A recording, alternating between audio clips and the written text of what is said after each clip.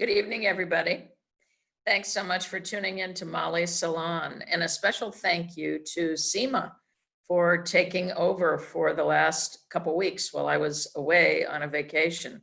Really appreciate it. I watched the two different salons and they were excellent, so check them out. Seema and I have been filming today for a new film for Arena Stage called The 51st State.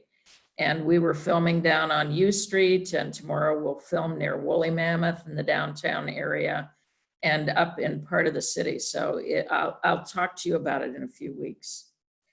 This is our weekly program every Thursday evening where I interview innovative thinkers and creative firebrands. We are living through a critical time in American history. The COVID-19 pandemic and a vital social justice movement led by Black Lives Matter. Our guests are a variety of artists and leaders discussing new ideas, how they're coping with the coronavirus and making positive social change, as well as showing us glimmers of hope for the future. My guests this week are playwright Octavio Solis, director and playwright Tazewell Thompson, and director of communications for the Democracy Fund, Najma Roberts. So Octavio Solis. Octavio is a writer and a director whose style defies formula. He examines the darkness, magic, and humor of humanity with so much honesty and intensity. He draws on the Mexican-American experience, and his imaginative work crosses cultural and aesthetic boundaries, solidifying him as one of the great playwrights of our time. Octavio is a power play commissioned writer for Arena, and his play, Mother Road, was in the Fitch Handler last season. One of the last ones to get through before the pandemic hit. Yeah, so Octavio, it's so great to see you. And I know you are in Oregon. Yes, I am. Thank you for having me on your program, by the way. I really appreciate this salon, everything you're doing with it, and I'm happy to be a guest here. Yes, I'm here on Pacific Standard or Daylight Savings Time in Oregon. And we're getting some smoke here from the fires that are raging through California. But I've been staying on my farm almost the entire time since we had the lockdown. It's, I don't know how many months now, but it's been since early March. Amazing, amazing. And I know you have chickens outside your door, but I'm not going to start talking about them because we won't get back to your work. Right. So I'm really curious about what you're reading right now, Octavio, because I know that you're a voracious reader. I've had nothing to do but read. I've been seized up in my writing, so I've leaned a lot on the books that I have here. I've been very interested in pandemic plague literature, and so I found this book by Geraldine Brooks called Year of Wonders, and it's based on a true story. She was wandering over England working on another project and came across a sign that said "Plague Village This Way." And she did research on this village, and it was one of the times, it marked one of the times in English history where an entire village was overrun with the plague, and the populace themselves all voted to stay there and not spread it anywhere else, not allow anyone near it. People would deliver goods and services to them by wagon and leave it at a designated spot where they would also collect the money and then go away, and then they would come and get it. But it is both a beautiful and harrowing novel of the plague, and it's called Year of Wonders. Geraldine Brooks is an amazing writer, and this is one that every page just gets better and better. It's really Wonderful. remarkable. So how did people respond to wearing masks in 1918? Oh, in 1918, there was a mandate that San Francisco passed because they thought that maybe they could get the jump on it. They thought that it was spitting and sneezing and coughing that spread the virus. It was actually not a virus, but a bacteria. And so they, well, I think it was a virus. And so they mandated masks. And I got this book that was published in 1986 by UTEP, which is the university in my hometown of El Paso, and it analyzed the way people reacted to the epidemic, the flu epidemic in 1918 that ravaged the world, really, in four southwestern cities: Phoenix, Tucson, Albuquerque, and my native town of El Paso. And each of these towns all just mobilized very quickly as soon as it was as the flu started to showing up, and still there was so much death. But they all received a telegram from San Francisco saying that mask wearing was going to be the way to beat this virus and to keep everybody home. So all churches, all public events, all bars and theaters were shut down, and people were not allowed to be in groups. The distancing, the social distancing they did was even greater. It was 20 feet. You could not get near anyone else. You could not come within 20 feet of another person when you were shopping. So they were serious about it. The police were mobilized to attend church services to make sure that everybody was wearing a mask. And newspapers, were keeping a running tally of the deaths as they were happening. And they happened very, very quickly. Like sometimes El Paso 1 week lost like over 400 people in 1 week. So it was really, really severe. And were people upset about it? Were they upset about wearing masks, or did they comply? There was a huge revolt against it, because they all went and decided, okay, we'll do what they asked for about a month. But at the end of that month, they were all like ready to just tear the masks off and say, forget this, we're done. It's gone, it's beaten. Some people were arrested for it. They were fined for it, for not wearing masks. And in the end, in some of these communities, there was an actual spike of the flu again. Most of these towns started having the flu appear on October, and then there was a significant lowering of the curve by early November. But on November 11th, Armistice Day happened, the end of World War I. So everybody flooded the streets. They had bonfires, celebrations, parties, and the flu took advantage of that. And there was another spike that carried them all through the end of the Christmas holidays. It wasn't done until the end of January in most communities. Well, how familiar does all of this sound? I mean, it sounds exactly the way it is now. Octavio, I want to make sure we get to the play that you're writing for us, because we only have a couple minutes left. And I would love for you to talk about what you're thinking about. Well, I had asked, you commissioned me, but you gave me liberty to sort of select my topic. And I selected the signing of the Treaty of Guadalupe Hidalgo, which designated the border, the Rio Grande, as the border back in 1848, extending it all the way to California. It came at the end of the Mexican-American War, in which Mexico lost, and it resulted in Mexico ceding 55% of their property. That meant also that many Mexicans who had lived in Texas, which at that time was considered a breakaway republic by Mexico, and they thought it was illegal that Texas should be its own nation, but it had been since the Alamo, since the Battle of San Jacinto. But there was still all these Mexican families living in Texas. And then when the treaty was signed, they were suddenly American. And they had to deal with that. They had to cope with that. They were given a year to decide whether they wanted full citizenship or whether they wanted to resettle back in Mexico. Some families left, but many of them many of the families who owned large tracts of land stayed. The treaty also suggested that, specified that they should retain all their land rights, but these land rights were not respected, and there was a lot of squatting on the land. The land was fenced off by other people. White ranchers moved in and took over that land.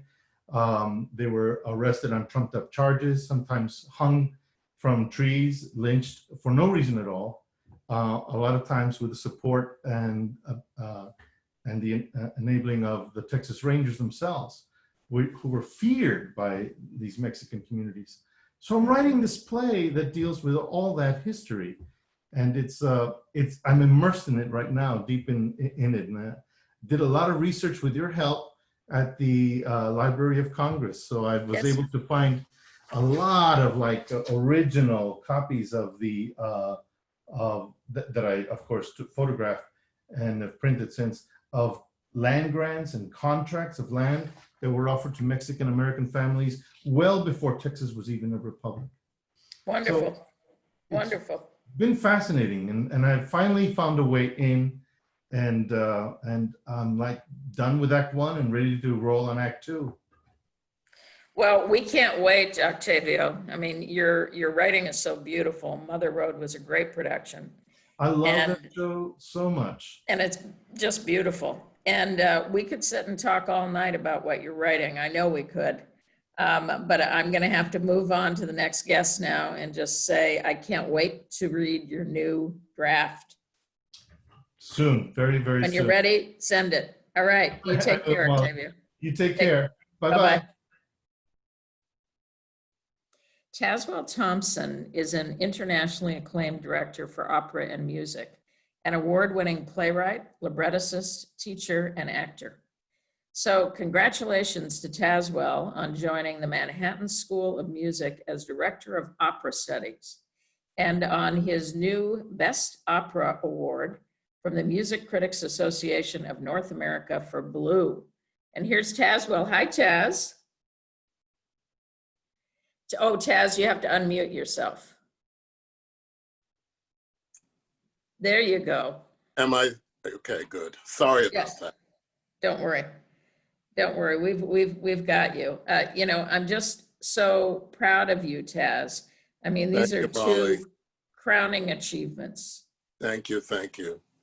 And thank you for, fostering and supporting and nurturing my career.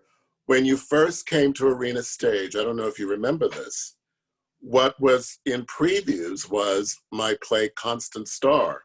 Mm-hmm. And you came in, you took notes, and then you said, let's go someplace and have a meal and I'll give you my thoughts. And we went to an Italian restaurant. I don't remember the name of it.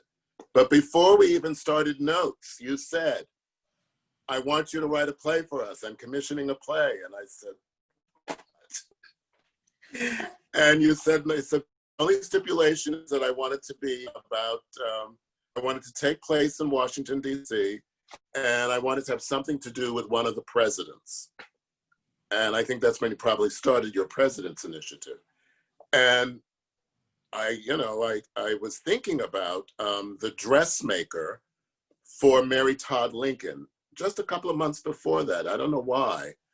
I do know why. I came across a book about Elizabeth Keckley, and she just stayed in my head. And she had lots to do with Washington, D.C., but especially Mary Todd Lincoln. And once Mary Todd Lincoln discovered not only who she was and the talents that she had, she told her to let go of all of her other clients. You are now working for me alone. And so I said, well, those two characters really fascinate me, that friendship. A freed slave who paid for her freedom, and the First Lady, Mary Todd Lincoln. And then so I said, well, I'm going to have to bring in the president somehow because that's what Molly wants. And I was able to do that. But I thank you for that. I love that play. I love working on it. It's a beautiful play. It's a beautiful play. I still have imagery in my mind from that production, Taz, of Mary T. and Lizzie K. And you have always focused on strong women, Taz. Yeah, and that's, you're right, I have. And that comes from my childhood. It's really a homage to the women in my life. Women are, to me, they're the greatest, as we're seeing now with Kamala Harris and just the convention with all of these women stepping forward and all the hosts. have been women. It's just been great.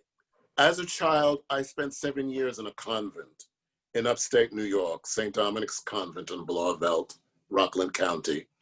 And I was there because I was taken away from my parents, who were wonderful independently on their own, but once they got together, it was a terrible mix. And there was all kinds of criminal behavior. And for a while, I was made a ward of the state. And then eventually, my grandmother said, she couldn't take me at the time, but I was recommended to go to this convent. Anyway, the convent was Dominican nuns, strong-willed, wonderful sisters of St. Dominic's. And it was there that I learned Latin. I was first introduced to opera through Sister Benvenuta at St. Dominic's, long before I knew anything about gospel or Negro spiritual. It was opera. I was an altar boy. I was the soloist in the choir. I was a boy soprano. And the nuns were just great. They introduced me to writing. I was editor of the newspaper at 10 years old.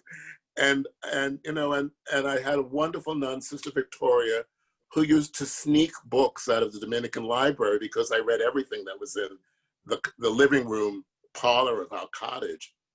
And she would bring me these books that I had no idea what I was reading, but the words were so fascinating to me. So after St. Dominic's, I was living with my grandmother, and then all my teachers who really inspired me were women. And the women that I love in history, Ida B. Wells and Leontine Price and Marian Anderson and Michelle Obama.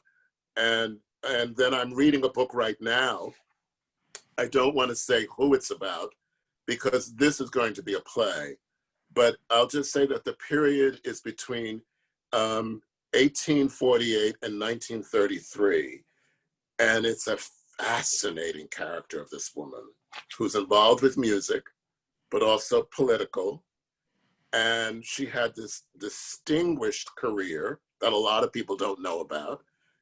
And, she a really, complicated life and complicated relationships. And then, of course, because she was African-American, she went through, of course, all the things that she would have to suffer and endure and obstacles that she had to overcome. So I'm working on this, well, I'm not working on the play now, but I'm reading this book that I love about her. And I wish I could tell you what it is, but I'm very superstitious. I totally understand that. And you don't have to tell us because there may be some playwrights out there listening who might then snap it up, Taz, which we're not going to allow them to do. There was a book that both you and I were reading, and I thought yes. this play, Devil in the Grove by Gilbert King, about Thurgood Marshall. It was brilliant. Brilliant. But then I said, no, when I picked up this book, I said, this is the one that intrigues me. And again, you focused on women. Yes. It's been something that just has been such an important through line in your life. Yeah, that's it correct. Just shows us how important our childhood mentors are, doesn't it? Very important. And the meaning that it has for us, yeah. It's everything. And mothers are everything. And, my mother had, she suffered a lot of, nervous anxieties and mental breakdowns. And it was tough for her. And unfortunately, she turned to something that made it worse. But, and even that has struck me in a certain way, that influence. What I did inherit from my mother was she loved to laugh, and she had this great laugh. And she loved books and movies. One of the things that she did that's not so wonderful is that she would sneak me into movies. I would go around the back and open the door, and then I'd let her in. But I saw these great, wonderful old movies, and it was because she loved old movies. So there you are. Well, Taz, you have had an incredible life, and I just have another minute or two with you. So I wanted to ask you, what are you going to do your first day of teaching opera to students? Well, that's a good question. I'm going to be, I have the senior class and I have the graduate students. And I'm really head of now the whole department of voice and opera studies at Manhattan Oh my School. God. I know. So it's terrifying, but exciting. And it returns me back to my childhood. The first thing I'm going to do is have all of the students come in and pick an aria, a song, anything that they love, and sing it. And it's probably going to be through Zoom. And I've sent them out a questionnaire on what's their favorite opera, their favorite composer, what are their goals, what would they feel that we can expand more at Manhattan School of Music, what do they feel they're not getting enough of, and I got wonderful answers. And then of course, there are these wonderful students that I met through Zoom, and they're in China. There's 10 of them, and they can't even apply for a visa.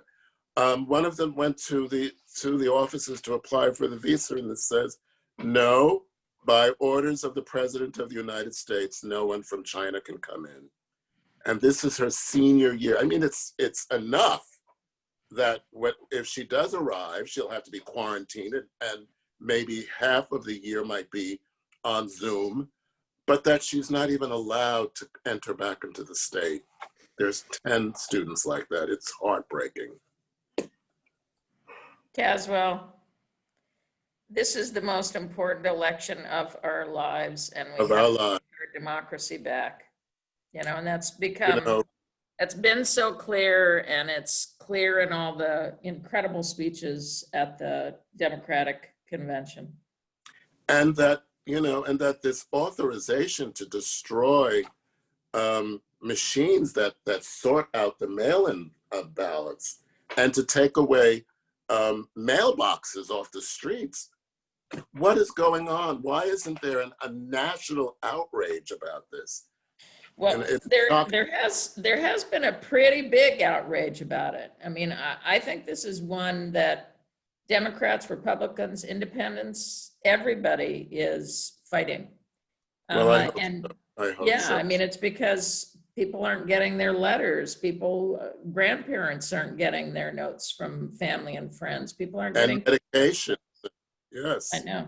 It's crazy. It's Tess, crazy. I'm going to have to move on to the next guest. You and I are such old pals and Old great pals. friends. And Arena is so important to me. And, I want to just tell the audiences, Arena is by the river. And yes, we will gather by the river. And we'll all come in to see a show at Arena Stage. And I look to see you all there. I've been at Arena for a long time. And I miss the audience. I've gotten to know the audiences that like to come to previews and opening night. So I miss it. So thank you, Molly, for having me at your salon. And I'll see you soon. See you soon. Bye. Bye. And next, we are going to hear from a pretty wonderful, amazing woman by the name of Najma Roberts. And she's Director of Communications at the Democracy Fund.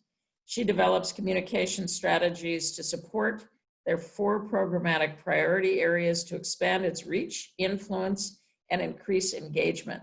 She's spent a significant portion of her career developing public relations campaigns, targeting diverse communities, rebranding organizations, and implementing strategic communications plans. So welcome. I'm so glad that you're here with us on the Salon. Oh, goodness. Thank you so much for having me. This is great. Absolutely. Well, this is a big week, right? Oh my goodness. It's the convention. Talk about what you're seeing and what you're feeling. So I am the Democracy Fund, all of our partners, we're just really energized. I've got to be honest, we were a little nervous about how the sort of virtual convention environment would translate. And I was just saying, it's appropriate for this moment. I think what we're all feeling, the heaviness, the weight of what's happening right now, I think that it would have felt odd to have a party with balloons and, and it's great, as and exciting as that is. And I'm a big nerd, so I love the pomp and circumstance of it all. But I think the tone and tenor that this convention has struck is really, really good for the moment. It's exciting. And last night was remarkable. I was in tears. I agree. I mean, I love the roll call. I felt like, oh my gosh, we are seeing all of America. Yes. I have loved the speeches. I've loved the intimacy about it without the crowds. Now, this is odd for a theater person to be saying this, but I truly think that this kind of a convention is a great convention. And hopefully we're not going to go back to the old ones. I agree. And I think the perfect world, there'd be a little blend of both. With it offers a level of intimacy and intention, and you're feeling the humanity behind democracy. And then maybe, for the closing night, there'll be a big celebratory party. But I think based on where we are now, this was the right move to make. Or maybe the closing night is when the vice president and the presidential nominees speak. Yes. So all the way through, it's much more intimacy. And then at the end, it's just a roar. I love that. Molly, maybe you should be on the planning committee. I think I'm gonna give you a new job. Get me on the planning committee. It would be really fun. So part of what you do at the Democracy Fund, it's committed to creating an open and just democracy. So tell me how you do it with the Democracy Fund. Yeah, well, there is not a cookie cutter approach. I mean, it's so funny when Pierre Omidyar, who's our funder and founder, also the founder of eBay, started the organization. I don't think he could have predicted that we would be in this state now. And I think that it's interesting. We sort of were prepared for this moment. We were, democracy nerds and learning. We were, all over the postal issues and learning about election officials. And so we invest in, nonprofits that are doing this work. So everyone from local news and making sure that the stories that are being told are hyper local, to bipartisan efforts on the Hill, and to ensuring that the elections can happen, that the integrity of our elections are stable, and that we're investing in election officials and making sure that there's going to be poll workers. And so it runs the gamut. As you can imagine, though, the next 70 days, is it 70 days, are a whirlwind for us. Oh, I can imagine. You're like going from early morning till late at night. Exactly. So can you tell our audience how people can get involved and be active in their communities to support democracy? What can we do as individuals? Yeah, that's a great question. So the first thing is vote, and not only vote, but I want everyone to vote early. And that's the basic fundamental value of democracy. You heard former President Obama say it last night. We all have a role to play. This is not just about our elected officials, but it's really about taking the ownership and saying, you know what, I can play my part. So vote early. The other thing I would say is, invest in local news. These local stories, just like local theater, it's so important to the integrity and the building up of our communities. And so if it's $5 a month, $1 a month, invest in local news. And then, on the election front, sign up to be a poll worker. Right now, the election, we have a poll worker shortage. Historically, poll workers were older women, and with the pandemic, just like my mom who would volunteer, she's like, nope, I'm gonna stay at home, I'm gonna stay quarantined. And so we're asking those that are essential workers that are maybe already interacting with public, younger people, please get involved. And if you can't work the polls, volunteer to make phone calls from your home, encouraging people to vote early. Lots of different things that you can do.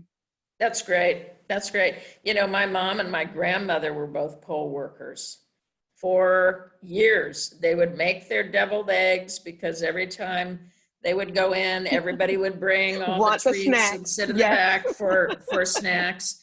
But even as a little girl, I used to go in and stand inside of the voting booth with my mother as she would vote, and just had this understanding that it was a civic responsibility and it was a right. Absolutely. But you're right in terms of younger people getting involved now. I mean, we're in a new age where we're seeing the turning of the page with AOC, with Kamala Harris, with, I mean, it's turning, it's changing. And so many younger people are involved in such a fantastic way, whether it's That's been right. with climate change or gun control. And going and working at the polls is a really great way to give back. It is. It is. And I tell people the same way we were out there marching for Black Lives Matter, which was equally as important. Let's take that same energy and not only vote early, but dedicate a day to work the polls for those of us that are not immunocompromised. And, you know, be safe, wear your mask, bring lots of hand sanitizer. But this is the election of our lives, and we're in the fight of our lives. We cannot overstate it. And this goes beyond politics and partisan issues. This is about the fundamental values of democracy. And right now, man, we've got to fight for it to ensure that our democracy is not destroyed. Beautiful. Yeah.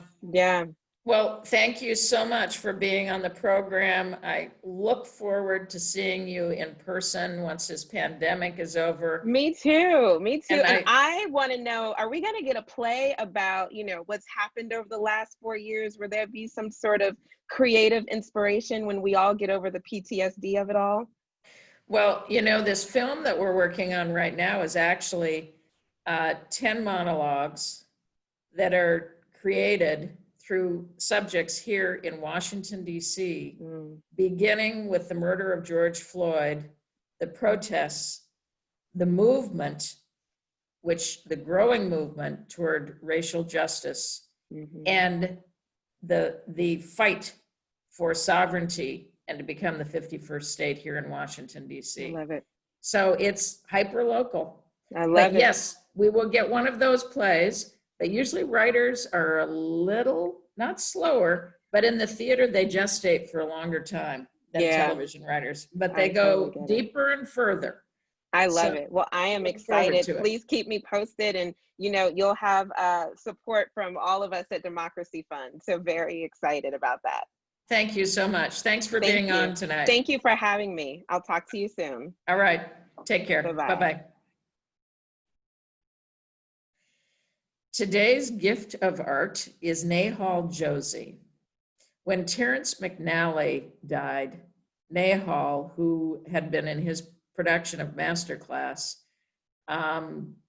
decided that he really wanted to do a monologue from one of Terrence's best works.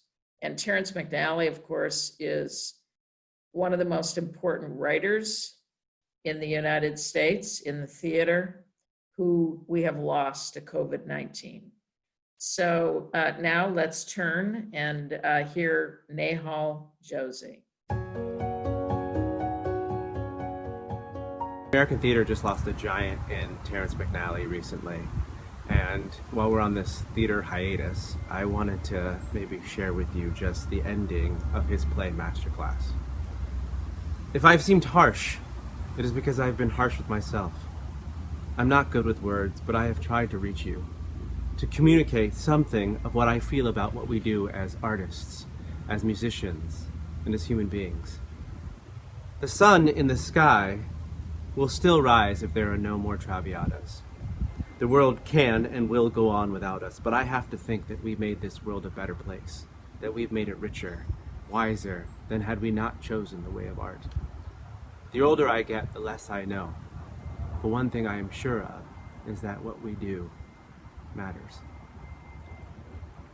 The great thing about the theater is that it's a place where we get to pass down the word and spirit of people like Mr. McNally from generation to generation. It's a place where we get to laugh together, where we get to feel feelings together, and where we get to just be together and breathe the same air. Well, we can't exactly do that right now, but we will soon. And I hope that you will support Arena Stage on its journey back to a place of creation. Until then, I hope you stay home, I hope you wash your hands, and I hope you stay hopeful.